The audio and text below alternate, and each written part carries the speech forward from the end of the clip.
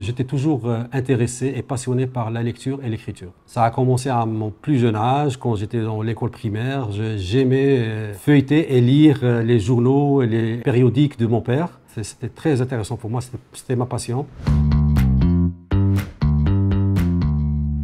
Bonjour, Adil Bouddha, je suis chef d'entreprise et écrivain. J'ai passé l'essentiel de mes études au lycée Ibn Rushd à Fès. C'était un lycée public, bien sûr, et on était dans des classes de 42, 43 élèves, mais on avait un corps professoral de bonne qualité, qui aimait ce qu'il faisait. Je garde encore en mémoire plusieurs noms de professeurs fabuleux qui nous ont appris beaucoup de choses. Je leur dis un petit bonjour d'ici. Après mon bac sciences mathématiques, je suis parti en France pour faire des études d'ingénieur. Et j'ai choisi de suivre la filière des industries textiles parce que c'était une industrie en vogue qui était performante à cette époque-là au Maroc. Je parle du début des années 90.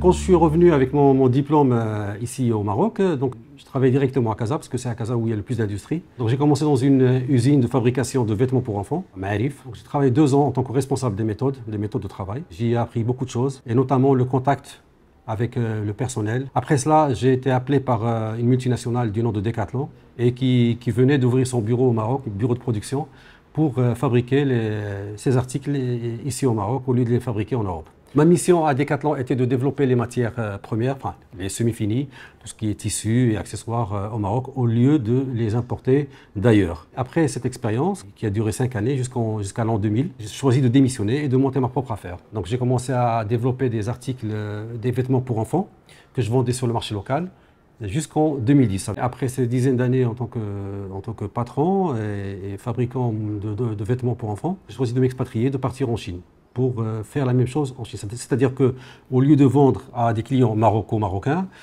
essayer de vendre à tous les clients du marché arabe. Malheureusement, l'année où j'ai choisi de m'expatrier, c'était l'année 2011, l'année du printemps arabe. Donc les clients n'étaient pas au rendez-vous.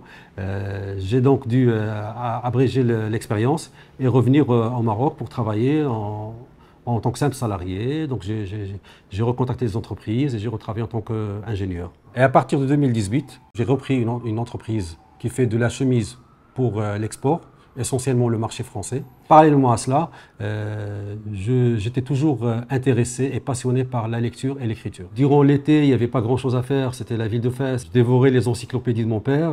Chaque jour, pratiquement, je lisais un thème. Et j'ai commencé à m'intéresser surtout aux sciences humaines et sciences sociales. Je parle de philosophie, histoire, anthropologie. Dans les années qui viennent, je compte bien me consacrer totalement et entièrement à l'écriture. J'ai d'ailleurs déjà commencé. J'ai publié un premier essai, c'est Modernité interdite. Donc c'est un livre qui m'a pris quand même 8 ans de recherche. Et voilà, c'est un livre de 500 pages, un beau bébé.